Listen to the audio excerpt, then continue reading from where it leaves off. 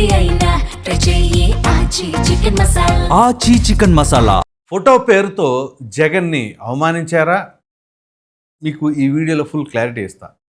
ఇక వివరాల్లోకి వెళ్ళినట్లయితే మాజీ ముఖ్యమంత్రి జగన్మోహన్ రెడ్డి గారు నిన్న కర్నూలు జైలుకి వెళ్ళారు. దీనికి ఆలూరు ఎమ్మెల్యే వీరూపాక్షిని ఆయన ములాఖత్, ఆయన రిమాండ్ ఖైదీగా ఉన్నారు కదా, పరామర్శించి కొంచెం ఆయన ఓదారుద్దాం అనుకున్నారో, ధైర్యం నింపుదాం అనుకున్నారో కానీ వెళ్ళారు. ఈ నేపథ్యంలోనే జగన్మోహన్ రెడ్డి గారికి తీవ్ర అవమానం జరిగిందట. ఇంతకీ ఏంటి అవమానం అనేది ఆయన మాటల్లో విందాం, ఆ తర్వాత మనం విశ్లేషించుకుందాం. మాజీ ముఖ్యమంత్రి నేను అవమానించడం కోసం కెమెరాలో లోపలికి పోవడానికి వీడియో తీస్తారు. వీడియో ఒకసారి ఫోటో తీసుకుంటారు. మామూలుగా ఎవరైనా కూడా కూర్చోబెట్టి లోపలికి తీసుకొని పోయి కూర్చోబెట్టి ఎవరికైనా కూడా ఫోటో తీసి పంపిస్తారు. ఫోటో తీసి తర్వాత పంపిస్తారు. కేవలం నన్ను అవమానించాలని, ఇలా సేడిజం చూడు ఎలా ఉందో, సేడిస్టిక్ మెంటాలిటీ చంద్రబాబు నాయుడు గారికి ఎలా ఉంటుందో చెప్పడానికి చెప్తా ఉన్నా. నన్ను గ్రిల్ బయట నిలబెట్టించి గ్రిల్ బయటనే ఫోటో ఎలా తీస్తున్నారు. నేను అడిగినా, ఇది మామూలుగా అందరికీ ఇదే మాదిరిగానే తీస్తారా అని. ఎందుకంటే మా ప్రభుత్వ హయాంలో రిఫార్మ్స్ తీసుకొచ్చినాం. పీపుల్ ఫ్రెండ్లీ పోలీస్ స్టేషన్ అని ఏర్పాటు చేసి పీపుల్ ఫ్రెండ్లీ పోలీస్ స్టేషన్ అంట. దీని గురించి మనం ఇప్పుడు ఈ వీడియోలో టచ్ చేయం, ఇది సపరేట్గా మాట్లాడతాం. ప్రస్తుతం ఈ ఫోటో వరకు చూద్దాం. పోలీస్ స్టేషన్కి ఎవడైనా వచ్చినా కంప్లైంట్ చేయడానికైనా కానీ ఇంకొకటికైనా కూడా కూర్చోబెట్టి కర్టసీ ఎక్స్టెండ్ చేసి చిక్కటి చిరునవ్వుతోనే కంప్లైంట్, చిక్కటి చిరునవ్వు అంట, గుర్తుంచుకోండి ఇవన్నీ. వ్యవస్థ మేము తీసుకొచ్చినాం. పీపుల్ ఫ్రెండ్లీ పోలీస్ స్టేషన్ మేము తీసుకొస్తే ఇక్కడ అవమానించే కార్యక్రమం ఎవరికి మాదిరిగా చేయాలంటే నేను అడిగిన సూపరింటెండెంట్ ఏమన్నా అందరికీ ఇదే మాదిరిగానే చేస్తారా? ఇది అండర్లైన్ చేయండి. లేదు సార్, అందరినీ మామూలుగా అయితే కూర్చోబెడతాము, మీరు కాబట్టి నిలబెట్టించి మాదిరిగా చేయాలా అని చెప్పి ఆదేశాలు వచ్చినాయి సార్ అంటారు. ఇక్కడ మనం మాట్లాడుకోవాల్సిన అంశాలు చాలా ఉన్నాయండి. జగన్మోహన్ రెడ్డి గారిని అక్కడ అవమానించారు. ఎట్లా? గ్రిల్ దగ్గర నుంచోబెట్టేసి ఫోటో తీశారట. సో సాధారణంగా కూర్చోబెట్టి తీస్తారట. ఇది మనకైతే తెలియదు మరి, ఎందుకంటే నేను ఎప్పుడు జైలుకి ఎవరిని ములాఖత్ చేయడానికి వెళ్ళలేదు కాబట్టి నాకు దాని మీద అవగాహన లేదు. కాకపోతే ఈయన చెబుతున్న దానిని బట్టి అక్కడ కూర్చోబెట్టి ఫోటో తీస్తారు, కానీ ఈయన గ్రిల్ దగ్గర నుంచోబెట్టి ఫోటో తీశారు. ఇక్కడ ఫస్ట్ పాయింట్ ఏంటి అంటే, జైల్లోకి ఎవరెవరు వెళ్ళారు? జగన్మోహన్ రెడ్డి గారిని ఒక్కరనే అనుమతించారు, ఒకటి. సో జగన్మోహన్ రెడ్డి గారు ఒక్కరినే అనుమతించిన తర్వాత అక్కడికి వెళ్ళిన తర్వాత ఇక్కడ ఇద్దరిని కలిశారు. ఒకరు ఎమ్మెల్యే వీరూపాక్షిని, రెండు ఆయన సోదరుడు శ్రీరాములు. సో ఆ ఎమ్మెల్యే సోదరుడు శ్రీరాములు, వీళ్ళిద్దరిని. అయితే ఎంతమందిని కలిస్తే అన్ని పిక్స్ తీయాలి అట, అది యాజ్ పర్ రూల్ అని చెప్పేసి సూపరింటెండెంట్ కూడా చెప్తున్నారు. సరే, ఇప్పుడు ఈయన చెబుతుంది ఏంటి? నాకు 2 ఫోటోలు 2 సార్లు తీయటం కాదు నాకు ప్రాబ్లము, నుంచోబెట్టి గ్రిల్ దగ్గర నిలబెట్టి తీశారు అనేది జగన్మోహన్ రెడ్డి గారి వర్షన్. సో ఇక్కడ మనం గమనించవలసిన అంశం ఏంటి అంటే, మామూలుగా కూర్చోబెట్టి తీయాల్సిన చోట నుంచోబెట్టి తీశారు. ఒక మాజీ ముఖ్యమంత్రి నిజంగా కూర్చోబెట్టి తీయాల్సిన చోట నుంచోబెట్టి తీసి ఈయన పట్ల పక్షపాత ధోరణితో వ్యవహరిస్తే అది తప్పే. అందరికి ఒకలాగా, ఈయనకు ఒకలాగా. అయితే ఈయన నేను మాజీ ముఖ్యమంత్రిని కదా, మరి అందరూ ఒకలాగా కాదు, ఈయన మాజీ ముఖ్యమంత్రి కాబట్టి ఆ రకంగా ఏమైనా అనుకోవాలా? ఒకటి.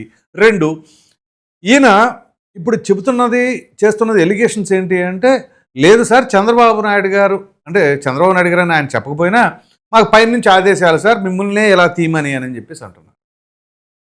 కానీ సూపరింటెండెంట్ గారు ఏం చెప్తున్నారు?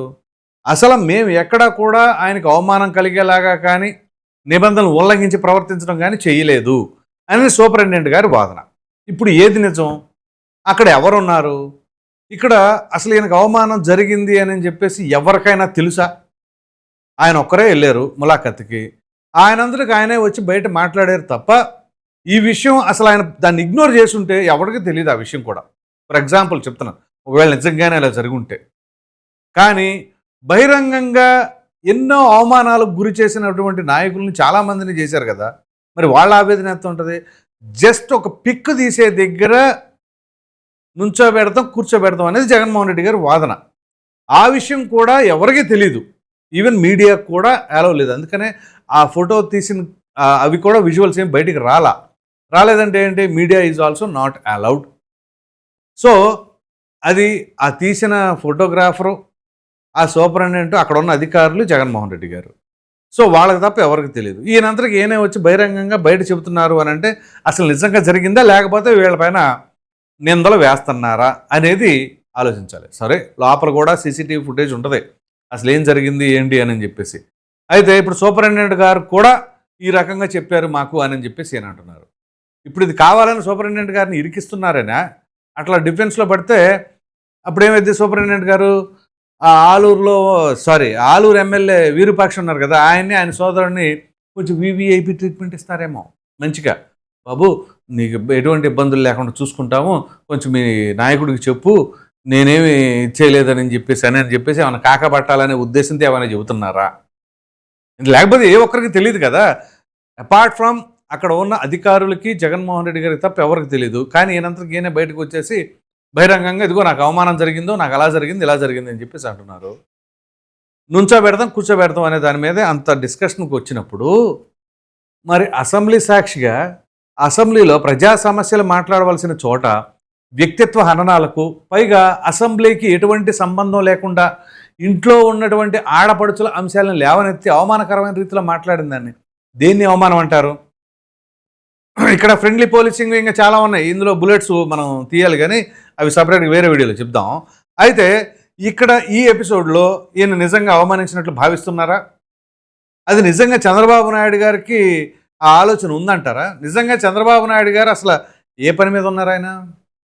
ఆయన ఒక ప్రక్కనేమో సీడాక్సిస్ రోడ్ అని, ఎమ్మెల్యే క్వార్టర్స్లని, ఆ పనుల్లో బిజీగా ఉంటే ముందే ఆదేశాలు ఇచ్చేశారు. ఆయన ఎక్కడికక్కడ అధికారులతో వాళ్ళతో వీళ్ళతో డిస్కషన్లు పెట్టుకుంటా ఉంటే ఆయన విలువైన సమయాన్ని ఇటువంటి చిన్న కుచితమైన ఆలోచనలకి కేటాయిస్తారు అని చెప్పేసి ఎవరు అనుకోరని చాలామంది విశ్లేషకులు అభిప్రాయపడుతూ ఉన్నారు. అటువంటిది జగన్మోహన్ రెడ్డి గారికి అవమానం జరగాలి అని అటువంటి బుద్ధి ఆయనది అయితే కాదు. ఎందుకంటే చంద్రబాబు నాయుడు గారు అప్పటికి ఆయనకి జరిగిన అవమానాలు ఉన్నాయి చూసారా, ఆయన కుటుంబ సభ్యులను చేసినప్పటికి అప్పటికి 3 సార్లు ముఖ్యమంత్రిగా చేశారు.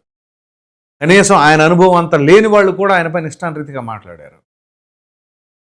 దానికంటే అవమానమా ఇది అసలు ఎవరికి తెలియదు కూడా. ఈయనంతరికి ఈయన వచ్చేసి ఈయన పబ్లిసిటీ చేసిందే తప్ప ఏ ఒక్కరికి తెలీదు. ఈయన ప్రెస్ మీట్ పెట్టి ఆ ప్రెస్ మీట్లో మాట్లాడిన మాటల ద్వారా నన్ను అవమానిస్తారా, నన్ను ఎలా చేస్తారా, నన్ను అలా చేస్తారా, జైలు సూపరింటెండెంట్ గారు కూడా కావాలని ఎలా చేశారు, పైనుంచి ఆదేశాలు కాబట్టి అని చెప్పేసి ఆయన సమర్థించుకుంటున్నాడు అని చెప్పేసి, ఓ పక్కన సూపరింటెండెంట్ గారేమో నేను అసలు ఎక్కడా కూడా ఆయనకు అవమానకరంగా ఏమీ చేయలేదు అని చెప్పేసి ఆయన చెప్తా ఉన్నారు. ఇప్పుడు వీరిద్దరు చెప్పిన దాంట్లో ఏది నిజం? ఈయనంటే ప్రెస్ మీట్ పెట్టి మాట్లాడేశారు ఒక ఇమీడియట్గా ఇన్స్టెంట్గా. సో ఆయన అలా మాట్లాడతారని కూడా బహుశా ఆయన ఊహించి ఉండడు. సో ఈయనలాగా ఆయన కూడా ఇమీడియట్గా ప్రెస్ మీట్ పెట్టి ఎమ్మటే చెప్పలేరు కదా. ఆ తదుపరి క్లారిటీ ఇచ్చారు. అది చూసిన తర్వాత ఇదేంట్రా బాబు మళ్ళీ తీసుకొచ్చి నా మేడకు చుట్టారు అని చెప్పేసి. అంటే ప్రభుత్వం పైన ఏదైతే ఇప్పుడు వీళ్ళకి కోపమో ఆగ్రహమో ఏదైతే ఉందో దాన్ని ఈ రకంగా అధికారుల రూపంలో చెల్లించుకుంటున్నారు, వాళ్ళకి ఆ బురద చల్లేసి అనేది కూడా ఒక వాదన ఉంది. అయితే ముందే చెప్పాను కదా, నిజంగా ఆ రకంగా చేస్తే అది తప్పే, ప్రతి ఒక్కరు ఖండించాల్సిన అంశమే, కావాలని జగన్మోహన్ రెడ్డి గారిని టార్గెటెడ్గా చేసుంటే. కానీ ఇప్పుడు జగన్మోహన్ రెడ్డి గారు చెప్పే మాటల్లో ఎంతవరకు శాండిటీ ఉంది, ఎంతవరకు నమ్మే అవకాశం ఉంది? ఎందుకంటే ఇవాళ చెప్పింది రేపటికి ఉండదు ఆయనకి. అది మనం చూసాం కదా, మనం అమరావతి ఎపిసోడ్లో మావిగనని కాదు విజయవాడని, అంతకుముందు 3 రాజధానులని. సో ఆ రకంగా ఉన్నప్పుడు ఏ విషయాలు తీసుకున్నా కానీ ఆయన పట్ల క్రెడిబిలిటీ అనేది ఏ రకంగా సాధ్యపడుతుంది అనేది ముందు ఇక్కడ మనం గుర్తుంచుకోవాల్సిన అంశం. సో ఈ నేపథ్యంలోనే ఇప్పుడు ఆ సూపరింటెండెంట్ గారి విషయాన్ని తీసుకొచ్చి ఇక్కడ పెట్టారు. పైగా ఈ ఆలూరు ఎమ్మెల్యేని సమర్థించడం అదేమిటి, అర్ధరాత్రి వాళ్ళ ఇంటికి వెళ్ళి ధ్వంసాలు చేసేసి దొంగలు పట్టుకుపోయారు అని చెప్పేసి అంటున్నారు. అసలు అర్ధరాత్రి గురించి అరెస్టుల గురించి జగన్మోహన్ రెడ్డి గారికి మాట్లాడే నైతిక హక్కు ఉందా? ఇది వీటితో పాటుగా ఇంకా చాలా బుల్లెట్లు ఉన్నాయి ఆయన వదిలి నిన్న. ఆ బుల్లెట్లు అన్నిటిపైన కూడా మనం తర్వాత వీడియోలో విశ్లేషించుకుందాం. సో ఇప్పటివరకు అయితే ఈ వీడియోలో ఏదైతే జగన్మోహన్ రెడ్డి గారికి జైల్లో అవమానం జరిగింది అని చెప్పేసి ఆయన అంటున్నారో దానిపైన మీ అభిప్రాయం ఏంటి అనేది కామెంట్ సెక్షన్లో తప్పకుండా తెలియజేయండి. Thank you.